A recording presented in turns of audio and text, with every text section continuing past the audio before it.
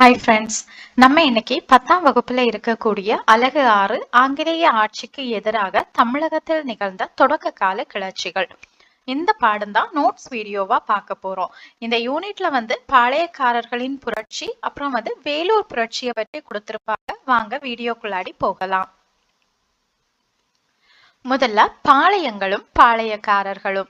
பாளையம் அப்படிங்கிற சொல் ஒரு பகுதியையோ இராணுவ முகாமையோ அல்லது ஒரு சிற்றரசையோ குறிக்கும். பாளையம் என்ற சொல் ஒரு பகுதியையோ இராணுவ முகாமையோ அல்லது ஒரு சிற்றரசையோ குறிப்பதுதான் பாளையம் அப்படிங்கிறது. பாளையக்காரர்கள் அப்படின்னா ஒரு பேரரசுக்கு கப்பம் கட்டக்கூடிய குறுநில அரசை குறிக்கக்கூடியதான் பாளையக்காரர்கள் என்ற சொல். சரியா? பாளையம் என்ற சொல் ஒரு பகுதியையோ இராணுவ முகாமையோ அல்லது ஒரு சிற்றரசையோ குறிப்பதாகும். பாளையக்காரர்கள் என்ற தமிழ் சொல் இறையாண்மை கொண்ட ஒரு பேரரசுக்கு கப்பம் கட்டும் குறுநில அரசை குறிக்கிறது. பாளையக்காரர்களை ஆங்கிலேயர்கள் போலிக்கார் என்று அழைச்சாங்களாம். இந்த பாளையக்காரர் முறை முதலா எங்க நடைமுறைப்படுத்தப்பட்டுச்சுன்னா வாராங்கல்லை சார்ந்த பிரதாபருத்ரனின் ஆட்சி காலத்துல காகதீய அரசுல தான் பாளையக்காரர் முறை நடைமுறைப்படுத்தப்பட்டது. அப்போ வாராங்கல்லில் நடைமுறைப்படுத்தப்பட்ட பாளையக்காரர் முறை தமிழகத்தில் யார் அறிமுகப்படுத்தினாங்கன்னா 1529 மதுரை நாயக்கராக விஸ்வநாத நாயக்கர் பதவியேற்கிறாரு. இந்த விஸ்வநாத நாயக்கர் தான் அவருடைய அமைச்சர் அரியநாதருடைய உதவியோடு தமிழகத்துல பாளையக்காரர் முறையை அறிமுகப்படுத்தினாரு. மொத்தம் பரம்பரையா 72 பாளையக்காரர்கள் இருந்திருக்க கூடும் அப்படின்னு சொல்றாங்க. பாளையக்காரர்கள் எதுல எல்லாம் சுதந்திரமா செயல்பட்டு இருந்தாங்கன்னா இப்ப அவங்களுக்கு ஒரு நிலப்பகுதி கொடுத்திருப்பாங்க இல்லையா, அந்த நிலப்பகுதியில அவங்க வரி வசூலிக்கிறது, அப்புறம் அந்த நிலப்பகுதியை நிர்வகிக்கிறது, அந்த பகுதியில ஏதாவது வழக்குகள் வந்துச்சுன்னா அந்த வழக்குகளை விசாரிப்பது, சட்டம் ஒழுங்கை பாதுகாப்பது, இதுல எல்லாமே பாளையக்காரர்களால சுதந்திரமாக செயல்பட முடிந்துச்சு. இனி இந்த பாளையக்காரர்கள் காவல் காக்கும் கடமையை படிக்காவல் அல்லது அரசு காவல் அப்படின்னு அழைக்கப்பட்டுச்சாம். அப்போ நம்ம பார்த்தோம், பாளையக்காரர் முறையை விஸ்வநாத நாயக்கர் அவருடைய அமைச்சர் அரியநாதருடைய உதவியால தான் இத அறிமுகப்படுத்துறாரு. அப்போ இந்த நாயக்க மன்னர்களால உருவாக்கப்பட்ட இந்த 72 பாளையங்கள்ல கிழக்கு மேற்கு அப்படின்னு 2 தொகுதிகளாக பிரிக்கப்பட்டிருந்த பாளையங்கள் தான் முக்கியத்துவம் பெற்றவையாக கருதப்பட்டிருக்கு. அப்போ இந்த கிழக்குல அமைய பெற்ற முக்கியமான பாளையங்கள் எதெல்லாம் அப்படின்னா சாத்தூர், நாகலாபுரம், எட்டயபுரம், பாஞ்சாலங்குறிச்சி. அதே மாதிரி மேற்கில் அமைய பெற்ற முக்கியமான பாளையங்கள் ஊத்துமலை, தலைவன்கோட்டை, நடுவக்குறிச்சி, சிங்கம்பட்டி, சேத்தூர். அடுத்ததா பாளையக்காரர்களின் புரட்சி. பாளையக்காரர்களின் புரட்சி நடைபெற்ற காலம் 1755 இருந்து 1801 வரைக்கும். முதல்ல பூலித்தேவரின் புரட்சி.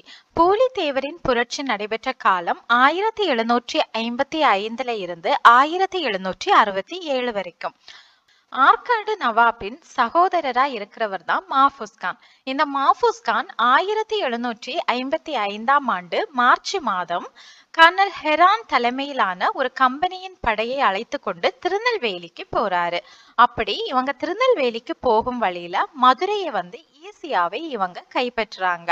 அதுக்கு பிறகு என்ன ஆகுது அப்படின்னு சொன்னா கம்பெனிக்கு கீழ்ப்படிய மறுக்கிறாரு அப்படின்னு பூலித்தேவரை அடக்க கர்னல் ஹெரானுக்கு ஒரு வேலை கொடுக்கறாங்க.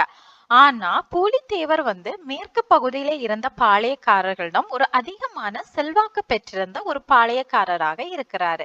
அப்போ பூலித்தேவரை எதிர்க்கணும்னா பீரங்கிகளுடைய தேவை அவசியம் அப்படிங்கிறத கர்னல் ஹெரான் புரிஞ்சுக்கிறாரு.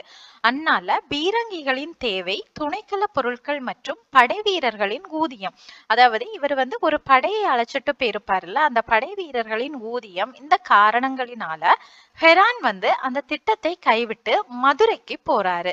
இதனால கம்பெனி நிர்வாகம் என்ன பண்ணுதுன்னா கர்னல் ஹெரானை திரும்ப அழைத்து அவரை நிரந்தர பணி நீக்கம் செய்து உத்தரவிடுறாங்க.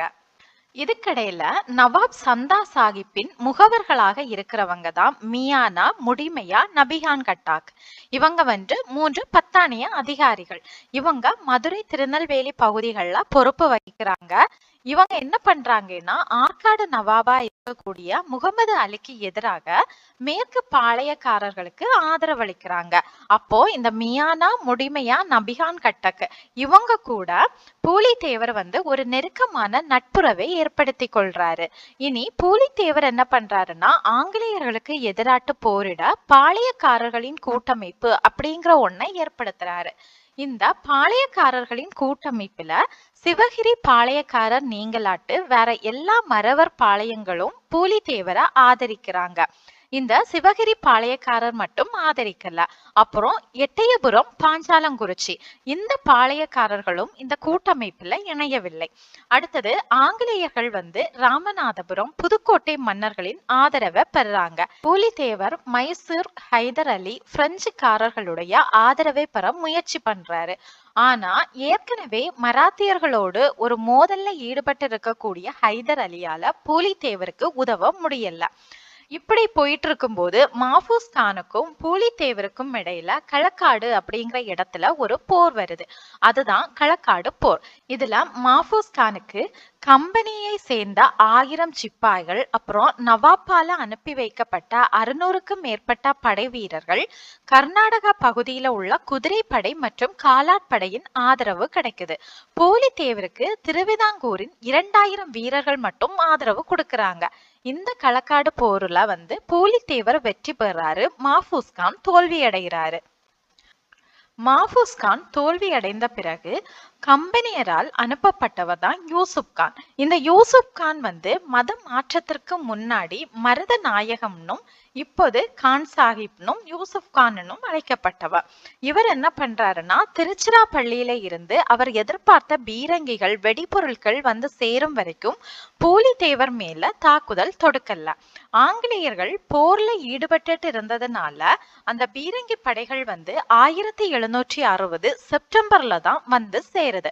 அப்போ யூசுப் கான் வந்து பூலித்தேவருடைய 3 கோட்டைகள்ல முக்கிய கோட்டையாக இருக்கக்கூடிய நெற்கட்டும் சேவல் கோட்டைய முற்றுகையிடுறாரு. அந்த நெற்கட்டும் சேவல் கோட்டைய முற்றுகையிடுவதற்காக அவர் நடத்திய தாக்குதல் 2 மாதங்கள் வரைக்கும் நீடிக்குது. 1761 வருடம் மே 16ஆம் தேதி பூலித்தேவரின் 3 முக்கிய கோட்டைகளான நெற்கட்டும் செவ்வல், வாசுதேவ நல்லூர் மற்றும் பனையூர் இந்த 3 முக்கிய கோட்டைகளும் யூசுப் கானின் கட்டுப்பாட்டுக்குள்ளாடி வருது. இதுக்கிடையே பாண்டிச்சேரியை கைப்பற்றிய ஆங்கிலேயர்கள் பிரெஞ்சுக்காரர்களுடைய முக்கியத்துவத்தை முழுவதுமாக குறைக்கிறாங்க.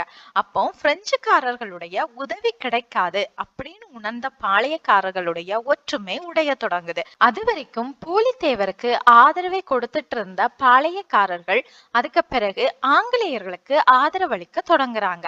அதுல திருவிதாங்கூர், சேத்தூர், ஊத்துமலை, சுரண்டை இந்த பகுதிகள் வந்து என்ன பண்றாங்க அப்படின்னு சொன்னா ஆங்கிலேயர்களுக்கு ஆதரவை அளிக்க தொடங்குறாங்க. 1764ஆம் ஆண்டு கம்பெனியுடைய நிர்வாகத்திற்கு தகவல் அளிக்காமல் பாளையக்காரர்களோடு பேச்சுவார்த்தை நடத்தியதாட்டு யூசுப் கான் மீது நம்பிக்கை துரோக குற்றம் சுமத்தப்படுது. இதனால யூசுப் கான் வந்து தூக்கிலிடப்படுறாரு. அப்போ 1764ஆம் ஆண்டு யூசுப் கான் தூக்கிலிடப்பட்ட பிறகு பூலித்தேவர் திரும்பவும் நெற்கட்டும் செவ்வலை கைப்பற்றாரு.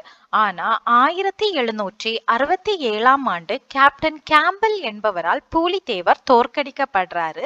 தப்பி சென்ற பூலித்தேவர் நாடிழந்த நிலையிலேயே காலமாறாரு. அடுத்ததா ஒண்டி வீரன்.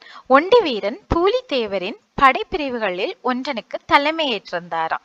இவரு கம்பெனி படைகளுக்கு பெரும் சேதங்களை ஏற்படுத்தி இருக்காரு. அப்படி ஒரு போர்ல அவரது கை வந்து துண்டிக்கப்பட்டிருக்கு. இதனால பூலித்தேவர் வந்து பெரிதும் வருந்தி இருக்காரு. ஆனா ஒண்டி வீரன் என்ன சொல்லி இருக்காருன்னா எதிரியின் கோட்டையில் தான் நுழைந்து பல தலைகளை கொய்தமைக்காக தமக்கு கிடைத்த பரிசு அப்படின்னு கூறியிருக்காரு. அடுத்தது வேலு நாச்சியார். வேலு நாச்சியாருடைய காலம் 1730 இருந்து 1796 வரைக்கும். ராமநாதபுரத்தின் அரசராக இருக்கிறவர் தான் செல்லமுத்து சேதுபதி. இந்த செல்லமுத்து சேதுபதி மன்னருக்கு 1730வது ஆண்டு அரச குடும்பத்தின் ஒரே பெண் வாரிசாக வேலு நாச்சியார் பிறக்கிறாங்க. இந்த மன்னருக்கு ஆண் வாரிசு கிடையாது.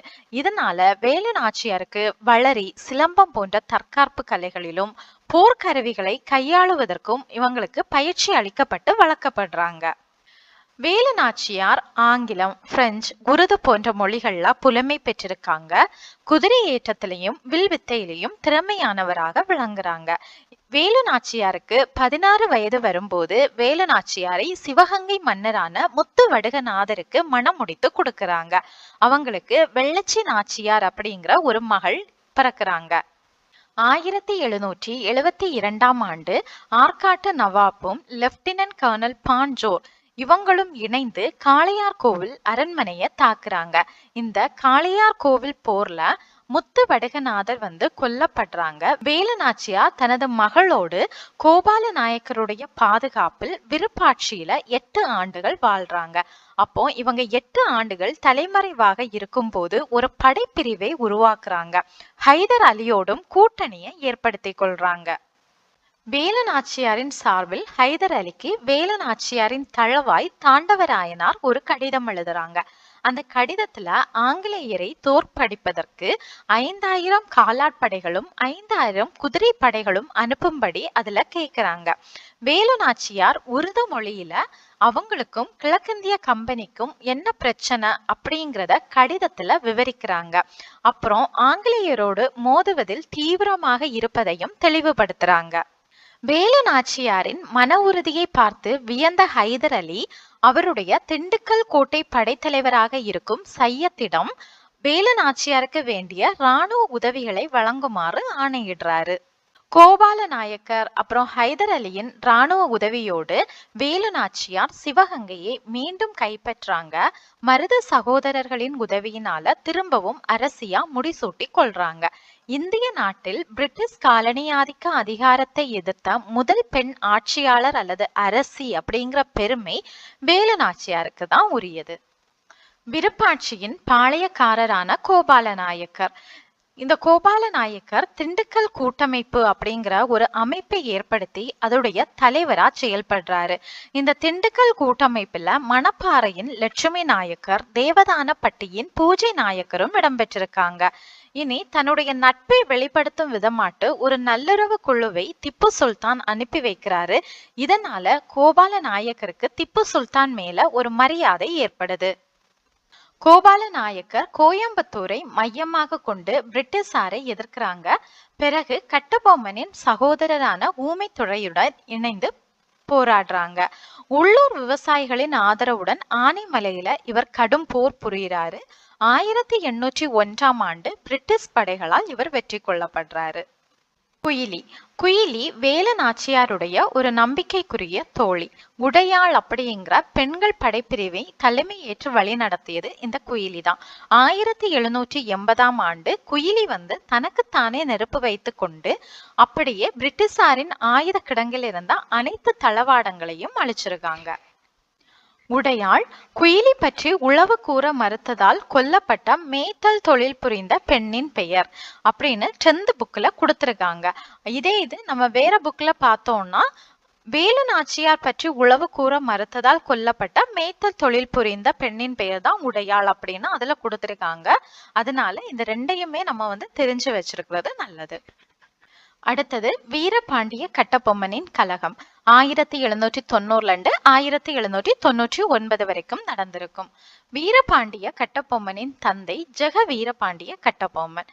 இவருடைய தந்தை ஜெக வீரபாண்டிய கட்டபொம்மன் இறந்த பிறகு பாஞ்சால குறிச்சியின் பாளையக்காரராக இவருடைய 30வது வயதுல இவர் பதவி ஏற்கிறாரு. அப்போது கம்பெனி நிர்வாகிகளாக இருக்கும் ஜேம்ஸ் லண்டன், காலின் ஜாக்சன் அப்படிங்கிறவங்க இவரை அமைதியை விரும்பும் மனம் கொண்டவராக கருதுறாங்க. 1781ஆம் ஆண்டு கம்பெனியாருடன் நவாப் ஒரு உடன்படிக்கை ஏற்படுத்தி கொள்றாரு.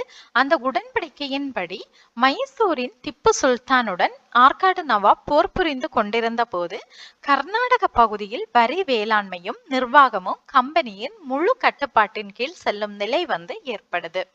இப்படி வசூலிக்கப்பட்ட வரியில் 1/6 நவாபிற்கும் அவருடைய குடும்ப பராமரிப்பிற்கும் என ஒதுக்கப்படுது. இவ்வாறுதான் பாஞ்சாலங்குறிச்சியிடமிருந்து வரி வசூலிக்கும் உரிமையை கம்பெனி பெறுது. ஆனா அனைத்து பாளையங்களிலும் வரிகளை வசூலிக்க கம்பெனி என்ன பண்ணுதுன்னா ஆட்சியர்களை நியமிக்குது. இந்த ஆட்சியர்கள் பாளையக்காரர்களை அவமானப்படுத்தியதோடு வரிகளை வசூலிக்க இவங்க படையினை பயன்படுத்துறாங்க. இதுதான் கட்டபொம்மனுக்கும் ஆங்கிலேயருக்கும் இடையே ஒரு பகை ஏற்பட காரணமா அமையுது. 1798 கட்டபொம்மனிடமிருந்து வசூலிக்க வேண்டிய நிலவரி நிலுவை 3310 பகோடாக்களாக இருக்குது. அப்போ இத வசூலிக்கிறதுக்காக ஜாக்சன் அப்படிங்கிற ஒரு ஆட்சியர் ராணுவத்தை அனுப்ப முயற்சி பண்றாரு. ஆனா அதுக்கு மதராஸ் அரசாங்கம் அனுமதி அளிக்க மறுப்பு தெரிவிக்குது. 1798 ஆகஸ்ட் 18 ஜாக்சன் ராமநாதபுரத்துல தன்னை சந்திக்குமாறு கட்டபொம்மனுக்கு ஆணை பிறப்பிக்கிறாரு. ஆனா கட்டபொம்மன் குற்றாலம், ஸ்ரீவில்லிபுத்தூர் இந்த இடங்கள்ல ஜாக்சனை சந்திக்கிறதுக்கு முயற்சி மேற்கொள்ளும் போது ஜாக்சன் அவரை சந்திக்க மறுத்துடுறாரு. 1798 செப்டம்பர் 19 கட்டபொம்மன் ராமநாதபுரத்தில் ஜாக்சனை சந்தித்தான். ஆனா ஜாக்சனின் முன்பு கட்டபொம்மன் 3 மணி நேரம் நிற்க வைக்கப்பட்டதாக சொல்லப்படுது. இதனால ஆபத்தை உணர்ந்த கட்டபொம்மன் அவருடைய அமைச்சரான சிவசுப்பிரமணியனாருடன் தப்பி செல்லக்கு முயற்சி மேற்கொள்றாரு. அப்போ கட்டபொம்மனின் சகோதரர் ஊமைத்துரை அவருடைய ஆட்களோடு கோட்டைக்குள்ள நுழைந்து கட்டபொம்மன் தப்ப உதவி பண்றாரு. இதனால ராமநாதபுரம் கோட்டை வாசல்ல மோதல் நடக்குது. அந்த மோதல்ல லெப்டினன்ட் கிளர்க் உள்ளிட்ட சில பேர் கொல்லப்படுறாங்க. சிவசுப்பிரமணியனார் கைது செய்யப்பட்டு சிறையில் அடைக்கப்படுறாரு. பாஞ்சாலங்குறிச்சிக்கு திரும்பி வந்த கட்டபொம்மன் ஆட்சியர் ஜாக்சன் அவரை எப்படியெல்லாம் அவமானப்படுத்தினார் அப்படிங்கிறத மதராஸ் ஆட்சிக்குழுவிற்கு தெரியப்படுத்துறாரு. அப்போ அந்த மதராஸ் ஆட்சிக்குழுவுல என்ன சொல்றாங்கன்னா வில்லியம் பிரவுன், வில்லியம் ஓரம், ஜான் காசா மேஜர் ஆகியோர் அடங்கிய ஒரு குழுவின் முன்பாக வீரபாண்டிய கட்டபொம்மனை ஆஜராகும்படி சொல்றாங்க. அப்ப ஆளுநராக இருந்த எட்வர்ட் கிளைவ் சிவசுப்பிரமணியனாரை சிறையில் இருந்து விடுவித்தும் கலெக்டர் ஜாக்சனை பணி இடைநீக்கம் செய்தும் உத்தரவிடுறாரு. 1798 டிசம்பர் 15 வீரபாண்டிய கட்டபொம்மனும் அந்த குழுவின் முன்பாக ஆஜராகி ராமநாதபுரத்துல நிகழ்ந்ததையெல்லாம் விளக்குறாரு. அப்போ கட்டபொம்மன் குற்றவாளி அல்ல அப்படின்னு அந்த குழு முடிவு செய்து ஜாக்சன் நிரந்தர பணி நீக்கம் செய்யப்படுறாரு. புதிய ஆட்சியராக SR லூசிங்டன் அப்படிங்கிறவர் நியமிக்கப்படுறாரு. கட்டபொம்மனும் அவருடைய நிலுவைத் தொகையில 1080 பகோடாக்கள் நீங்களாட்டு பிற நிலுவைத் தொகையினை செலுத்திடுறாரு. கட்டபொம்மனும் பாளையக்காரர்களின் கூட்டமைப்பும். சிவகங்கையின் மருது பாண்டியர் தென்னிந்திய கூட்டமைப்பு அப்படிங்கிற ஒரு அமைப்பை ஏற்படுத்துறாங்க. இந்த அமைப்புல திண்டுக்கல்லின் கோபால நாயக்கர், ஆனைமலையின் எதுல் நாயக்கர் போன்றவர்கள் இடம்பெற்றிருக்காங்க. அவருடைய தலைவராக மருது பாண்டியர் இருக்காங்க. திருச்சிராப்பள்ளி அறிக்கை தயாரிக்கப்படுது. அப்போ இந்த கூட்டமைப்பு கட்டபொம்மனுடைய ஆர்வத்தை தூண்டுது. ஆனா புதிய ஆட்சியராக இருக்கக்கூடிய SR லூசிங்டன் மருது சகோதரர்களை கட்டபொம்மன் சந்திப்பதை தடுக்க முயற்சி பண்றாரு. ஆனா மருது சகோதரர்களும் கட்டபொம்மனும் சந்தித்து ஆங்கிலேயரை எதிர்ப்பது அப்படிங்கிற ஒரு முடிவெடுக்கிறாங்க. கட்டபொம்மன் தன்னுடைய செல்வாக்கை பயன்படுத்தி சிவகிரி பாளையக்காரர்களை அந்த கூட்டமைப்புல இணைக்க முயற்சி பண்றாரு. ஆனா சிவகிரி பாளையக்காரர்கள் அதுக்கு மறுப்பு தெரிவிக்கிறாங்க. இதனால கட்டபொம்மன் சிவகிரியை நோக்கி முன்னேறாரு. சிவகிரி பாளையக்காரர் கம்பெனிக்கு ஏற்கனவே கப்பம் கட்டி வந்தன. இதனால கட்டபொம்மன் சிவகிரி நோக்கிய படை எடுப்ப தங்களுக்கு விடப்பட்ட சவாலாட்டு கம்பெனியர் கருதினார். உடனே கம்பெனி தனது படைகளை திருநெல்வேலி நோக்கி செல்ல உத்தரவிடுது. 1799 மே மாதம் மதராஸ்ல இருக்கக்கூடிய வெல்லஸ்லி பிரபு திருச்சிராப்பள்ளி, தஞ்சாவூர், மதுரை இந்த பகுதிகளில் நிறுத்தி வைக்கப்பட்டிருந்த படைகளை திருநெல்வேலி நோக்கி செல்ல உத்தரவிடுறாரு. இந்த படைகளுக்கு தலைமை ஏற்றவர் மேஜர் பானர்மன். இதுக்கடையில திருவிதாங்கூர் படைகளும் பிரிட்டிஷ் படைகளோடு இணையுது. 1799 செப்டம்பர் 1 கட்டபொம்மனை சரணடைய கோரி ஒரு நிபந்தனையை மேஜர் பானர்மன் கொடுக்கிறாரு. ஆனா கட்டபொம்மன் அதுக்கு மறுப்பு தெரிவிச்சிடுறாரு. செப்டம்பர் 5ஆம் தேதி பானர்மன் முழு படைகளையும் பாஞ்சாலங்குறிச்சியில கொண்டு வந்து நிறுத்துறாரு. பாஞ்சாலங்குறிச்சி கோட்டையுடைய அனைத்து தொடர்புகளையும் துண்டிச்சிடுறாரு. அடுத்தது மேஜர் பானர்மன் ராமலிங்கரை வந்து தூதனுப்பி கட்டபொம்மனை சரணடையுமாறு கேட்டுக்கொள்றாரு.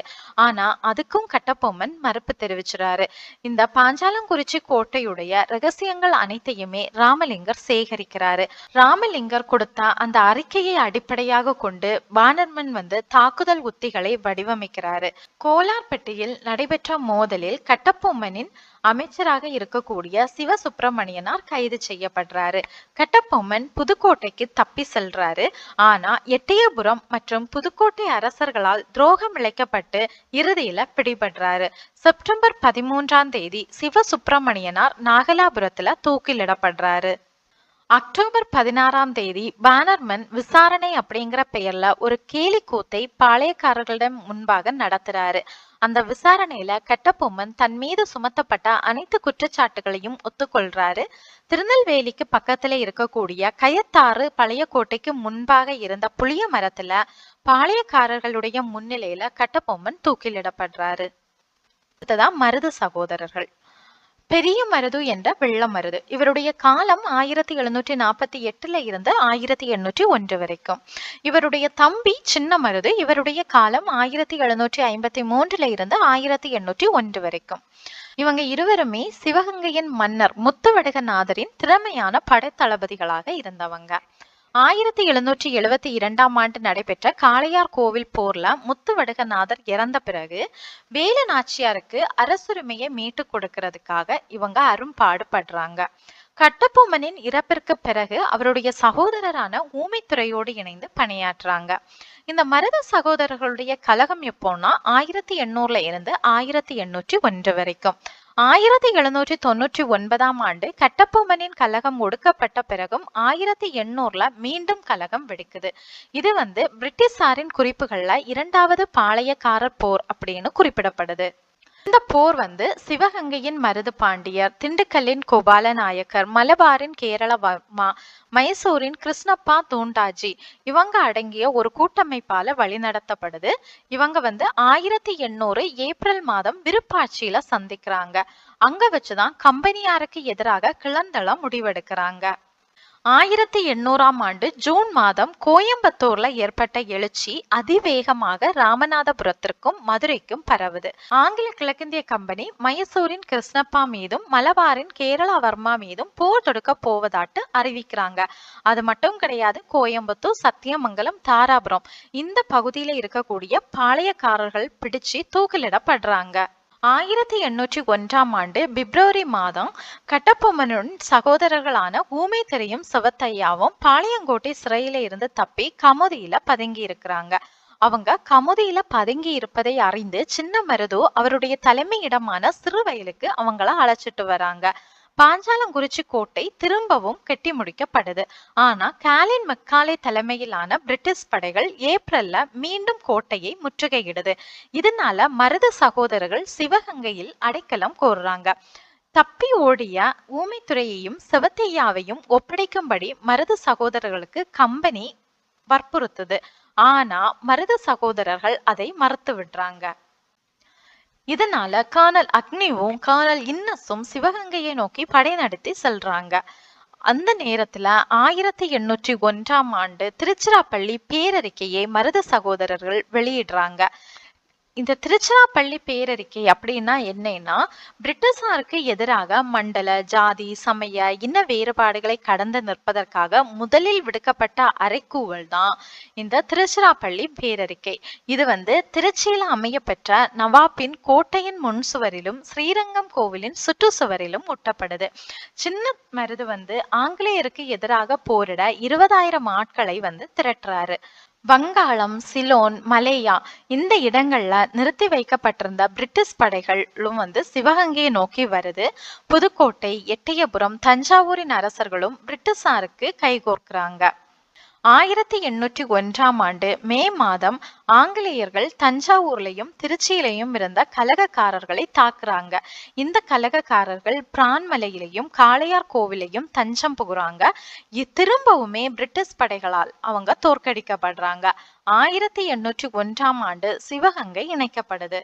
1801 அக்டோபர் 24 ராமநாதபுரத்தின் அருகே இருக்கக்கூடிய திருப்பத்தூர் கோட்டையில் மருது சகோதரர்கள் தூக்கிலிடப்படுறாங்க. 1801 நவம்பர் 16 ஊமைத்துறையும் செவத்தையாவும் பாஞ்சாலங்குறிச்சியில தலை துண்டிக்கப்படுறாங்க. கலகக்காரர்கள்ல 73 பேர் பிடிக்கப்பட்டு மலேயாவின் பினாங்கிற்கு நாடு கடத்தப்படுறாங்க. மருது சகோதரர்களுடைய கலகம் தென்னிந்திய புரட்சி அப்படின்னு அழைக்கப்படுது. கர்நாடக உடன்படிக்கை 1801 ஜூலை 31 கர்நாடக உடன்படிக்கையின்படி பிரிட்டிஷார் நேரடியாக தமிழகத்தின் மீது தங்களுடைய கட்டுப்பாட்டை கொண்டு வராங்க. பாளையக்காரர் முறை முடிவுக்கு வருது. அனைத்து கோட்டைகளும் இடிக்கப்பட்டு அவர்களுடைய படைகளும் கலைக்கப்படுது. தீரன் சின்னமலை சின்னமலையுடைய காலம் 1756 இருந்து 1805 வரைக்கும். இவரு தீர்த்தகிரி அப்படின்னு தான் அழைக்கப்படுறாரு. 1756 பிறக்கிறாரு. சிலம்பு, வில்வித்தை, குதிரை ஏற்றம் இதுக்கு கூட நவீன போர் முறைகளையும் கற்று தேர்ந்தாரு. கொங்கு பகுதியில குடும்ப மற்றும் நில பிரச்சனைகளுக்கு தீர்வு வழங்கக்கூடிய செயல்கள்ல ஈடுபட்டு வர்றாரு. இந்த பகுதி மைசூர் சுல்தானின் கட்டுப்பாட்டுல இருக்குது. திப்புவின் திவானாக இருக்கக்கூடிய முகமது அலி என்பவரால வரி வசூலிக்கப்படுது. ஒரு முறை இந்த முகமது அலி வசூலிக்கப்பட்ட வரி பணத்தோடு மைசூருக்கு திரும்பி கொண்டிருந்த போது தீர்த்தகிரி அவரை வழிமறைச்சு என்ன பண்ணிடுறாருன்னா வரி பணம் முழுவதையும் பறிச்சு கொள்றாரு. திரும்ப முகமது அலியிடம் சிவமலைக்கும் சென்னிமலைக்கும் இடையே இருந்த சின்ன மலையே வரி பணத்தை பிடுங்கி கொண்டதாக சுல்தானுக்கு போய்ச்சொல் அப்படின்னு அறிவுறுத்துறாரு. அதுக்கு பிறகுதான் தீர்த்தகிரி தீரன் சின்னமலை அப்படின்னு அழைக்கப்படுறாரு. இதனால அவமதிப்புக்குள்ளான திவான் சின்னமலையை தாக்க ஒரு படை அனுப்புறாரு. இந்த படை நொய்யல் ஆற்றங்கரையில மோதி கொள்ளுது. இதுல சின்னமலை தான் வெற்றி பெறாரு.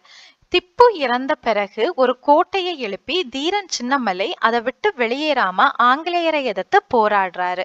அதனால அந்த இடம் ஓடா நிலை அப்படின்னு அழைக்கப்படுது. தீரன் சின்னமலை பிடிபடாமல் இருப்பதற்காக கொரில்லா போர் முறைகளை கையாள்றாரு. இறுதியாட்டு அவரையும் அவருடைய சகோதரர்களையும் கைது செய்து ஆங்கிலேயர்கள் சங்ககிரி கோட்டையில சிறை வைக்கிறாங்க. ஆங்கிலேய ஆட்சியை ஏற்க வற்புறுத்துறாங்க. ஆனா அவங்க மறுத்துடுறாங்க.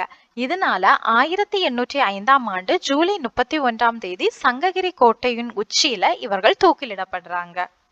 அடுத்தது வேலூர் புரட்சி. வேலூர் புரட்சி நடைபெற்ற ஆண்டு 1806. 1792 கிழக்கிந்திய கம்பெனி திப்புவோடு ஏற்பட்ட போரின் முடிவுல சேலம் மற்றும் திண்டுக்கல் ஆகிய வருவாய் மாவட்டங்களை பெற்றுக்கொள்ளுது. இதே மாதிரி 1799 ஆங்கிலேய மைசூர் போரின் முடிவுல கோயம்புத்தூர் ஆங்கில கிழக்கிந்திய கம்பெனியோடு இணைக்கப்படுது. 1798 தஞ்சாவூருடைய அரசர் அந்த பகுதியுடைய இறையாண்மை உரிமையை ஆங்கிலேயருக்கு விட்டு கொடுக்கிறாரு. அதே ஆண்டு அவர் கப்பம் கட்டும் நிலைக்கும் தள்ளப்படுறாரு. 1799 கட்டபொம்மனுடைய எதிர்ப்பு, 1801 மருது சகோதரர்களின் எதிர்ப்பு, இதெல்லாம் முடிஞ்சப்புறம் பிரிட்டிஷார் என்ன பண்றாங்கன்னா ஆற்காடு நவாபை விசுவாசமற்றவர் அப்படின்னு அவருக்கு மேல ஒரு குற்றம் சுமத்தி ஒரு ஒப்பந்தத்தை திணிக்கிறாங்க. அந்த ஒப்பந்தத்தின்படி 1801 வட ஆற்காடு, தென்னார்காடு, திருச்சிராப்பள்ளி, மதுரை மற்றும் திருநெல்வேலி இந்த மாவட்டங்களை நிர்வகிக்கும் அதிகாரத்தை ஆங்கிலேயருக்கு கொடுத்துவிட வேண்டும் அப்படிங்கிற ஒரு ஒப்பந்தத்தை ஆற்காட்டு நவாபிடம் போடுறாங்க. இந்திய வீரர்களின் மனக்குறை. பிரிட்டிஷாருடைய இராணுவத்துல சிப்பாயாக பணியாற்றிய இந்திய வீரர்களுக்கு குறைவான ஊதியம் தான் வழங்கப்படுது. பதவி உயர்வுக்கான வாய்ப்புகளும் குறைவாக இருக்கு. நம்முடைய சமூக மற்றும் சமய நம்பிக்கைகளுக்கு ஆங்கிலேய அதிகாரிகள் குறைவான மதிப்பு அளிக்கிறாங்க. சோதனை அடிப்படையில நடைமுறைப்படுத்தப்பட்ட நிலக்குத்தகை முறையில ஒரு நிலையற்ற தன்மை காணப்படுது. ஆங்கிலேய ராணுவத்துல வேலை பார்த்துட்டு இருக்கக்கூடிய பல சிப்பாய்களுடைய குடும்பங்கள் விவசாய பின்னணியை சேர்ந்ததா இருக்குது. 1805ஆம் ஆண்டு பஞ்சம் ஏற்பட்டதுனால அந்த சிப்பாய்களுடைய குடும்பங்கள் கடும் பொருளாதார நெருக்கடியை சந்திக்குது. இதெல்லாம் காரணமா இருந்தாலும் ஒரு உடனடி காரணமாக அமைந்தது சர் ஜான் கிரடாக் அப்படிங்கிறவர் வெளியிட்ட ஒரு புதிய ராணுவ விதிமுறை தான். இந்திய வீரர்கள் சீருடையில இருக்கும்போது அவங்களுடைய ஜாதி அடையாளங்களையோ காதணிகளையோ அணியக்கூடாது. அவங்க தாடியை முழுமையாக சவரம் செய்யவும் மீசைய ஒரே மாதிரி வைத்துக் கொள்ளவும் அவங்க அறிவுறுத்தப்பட்டாங்க. அடுத்தது புதிய வகை தலைப்பாகை ஒண்ணு அறிமுகப்படுத்துறாங்க. அந்த தலைப்பாகையில ஒரு லட்சணை இருக்குது. அந்த லட்சணை விலங்கு தோலினால் ஆன ஒரு லட்சணையா இருக்குது. அந்த தலைப்பாகையை அணிவதுல தங்களுக்கு உடன்பாடு இல்லை அப்படின்னு இந்திய சிப்பாய்கள் ஆங்கிலேய கம்பெனிகிட்ட சொல்றாங்க. ஆனா கம்பெனி நிர்வாகம் அதை கவனத்துல கொள்ளல. 1806 ஜூலை 10ஆம் தேதி அதிகாலையில புரட்சி வெடிக்குது. முதல் மற்றும் 23ஆம் படைப்பிரிவுகளில் இருந்த இந்திய சிப்பாய்கள் புரட்சியில இறங்குறாங்க. கோட்டை காவற்படையின் உயர் பொறுப்பு வகித்த கர்னல் பான்கோடு தான் இதோடைய முதல் பலியா இருக்கிறாரு. அடுத்ததா 23ஆம் படைப்பிரிவை சேர்ந்த கர்னல் மீகாரஸ் அப்படிங்கிறவர் கொல்லப்படுறாரு. அப்போ அந்த கோட்டையை கடந்து சென்று கொண்டிருந்தவர் தான் மேஜர் ஆம்ஸ்டாங். அப்போ துப்பாக்கிகளுடைய சத்தத்தை கேட்டு அங்க என்ன நடக்குது அப்படிங்கிற அந்த சூழலை விசாரித்தறிய அவரு அந்த கோட்டைக்குள்ளாடி வாராரு. ஆனா அவருடைய உடல் தோட்டாக்களால துளைக்கப்படுது. 1 மணி நேரத்துக்குள்ளாடியே ஏறத்தாழ 12க்கும் அதிகமான அதிகாரிகள் கொல்லப்படுறாங்க. அவங்கள லெப்டினன்ட் எல்லி, லெப்டினன்ட் பாப்காம் அப்படிங்கிறவங்க பிரிட்டிஷ் மன்னருடைய படைப்பிரிவை சேர்ந்தவங்க. இனி கோட்டைக்கு வெளியே இருந்த மேஜர் கூட்ஸ் அப்படிங்கிறவரு ஆர்காட்ல குதிரைப்படை தளபதியா இருந்த கர்னல் ஜில்லஸ்பிக்கு தகவல் கொடுக்கறாங்க. இந்த கர்னல் ஜில்லஸ்பி கேப்டன் யங்குடைய தலைமையிலான ஒரு குதிரைப்படை பிரிவுடன் காலை 9 மணிக்கு கோட்டைக்கு வராரு. இதுக்கிடையே புரட்சிக்காரர்கள் என்ன பண்ணிருப்பாங்கன்னா திப்புவுடைய மூத்த மகனான பதே ஹைதரை புதிய மன்னராக பிரகடனம் செய்திருப்பாங்க. மைசூர் சுல்தானுடைய புலிக்கொடைய கோட்டையில ஏற்றி இருப்பாங்க. இத பார்த்த ஜில்லஸ்பி போர் விதிமுறைகள் எதையும் பொருட்படுத்தாம புரட்சியை ஒரு வன்மையா ஒடுக்கி இருக்காரு. இந்த புரட்சியை நேர்ல பார்த்த ஒருவர் என்ன சொல்றாருன்னா, கோட்டையில மட்டும் 800 வீரர்கள் இறந்து கிடந்ததாக பதிவு செய்யப்பட்டிருக்கான். திருச்சிராப்பள்ளியிலையும் வேலூர்லயும் 600 வீரர்கள் சிறையில் அடைக்கப்பட்டிருக்காங்க. புரட்சியின் பின்விளைவுகள். நீதிமன்ற விசாரணைக்கு பிறகு குற்றவாளிகள் அப்படின்னு நிரூபிக்கப்பட்ட 6 நபர்கள் பீரங்கியால கட்டிய நிலையில சுடப்பட்டு கொல்லப்பட்டிருக்காங்க. 5 நபர்கள் துப்பாக்கியால் சுடப்பட்டு கொல்லப்பட்டிருக்காங்க. 8 நபர்கள் தூக்கிலிடப்பட்டு கொல்லப்பட்டிருக்காங்க. திப்புவின் மகன்களை கல்கத்தாவுக்கு அனுப்ப உத்தரவிடப்பட்டிருக்கு. கலவரத்தை அடக்குறதுல ஈடுபட்ட அந்த அதிகாரிகளுக்கு பரிசு தொகையும் பதவி உயர்வும் வழங்கப்பட்டிருக்கு. கர்னல் ஜில்லஸ்பிக்கு 7000 பகோடாக்கள் வெகுமதியா அளிச்சிருக்காங்க. ஆனா இந்த கலவரம் நடக்க காரணமானவர்கள் அப்படின்னு கருதிய தலைமை தளபதி ஜான் கிரடாக், உதவி தளபதி அக்னியோ, ஆளுநர் வில்லியம் பெண்டிங் இவங்களை பணி நீக்கம் செய்ததோடு இங்கிலாந்துக்கு திருப்பி அழைச்சிருக்காங்க. புதிய ராணுவ விதிமுறைகளும் திரும்ப பெறப்பட்டிருக்கு. புரட்சியை பற்றிய மதிப்பீடு. கோட்டைக்கு வெளியில இருந்து எந்த ஒரு உதவியும் கிடைக்காத காரணத்தினால்தான் வேலூர் புரட்சி தோல்வியுற்றிருக்கு. புரட்சிக்கான ஏற்பாடுகளை 23ஆம் படைப்பிரிவின் 2வது பட்டாளத்தை சேர்ந்த சுபேதார்களான சேக் ஆடமும் சேக் ஹமீதும் ஜமீதாரா இருந்த சேக் ஹுசைனும் சிறப்பாக செய்திருக்காங்க. அதே மாதிரி 1ஆம் படைப்பிரிவின் 1ஆம் பட்டாளத்தை சேர்ந்த 2 சுபேதார்களும் ஜமீதார் சேக் ஹாசிமும் சிறப்பாக செய்திருக்காங்க அப்படின்னு தெரிகிறது. 1806ஆம் ஆண்டு புரட்சி வேலூர் கோட்டையுடன் மட்டும் முடிந்து விடவில்லை. பெல்லாரி, வாலஜாபாத், ஹைதராபாத், பெங்களூர், நந்திதுர்க்கம், சங்கரிதுர்க்கம் இந்த இடங்களிலேயுமே அது எதிரொலிச்சிருக்கு. ஓகே ஃப்ரெண்ட்ஸ், இதோட இந்த வீடியோ முடிஞ்சிச்சு. இந்த வீடியோ உங்களுக்கு யூஸ்ஃபுல்லா இருந்திருக்கும்னு நம்புறேன். இந்த வீடியோ பிடிச்சிருந்தா லைக் பண்ணுங்க, சேனலை சப்ஸ்கிரைப் பண்ணுங்க, உங்க ஃப்ரெண்ட்ஸ்க்கும் ஷேர் பண்ணுங்க. தேங்க்யூ.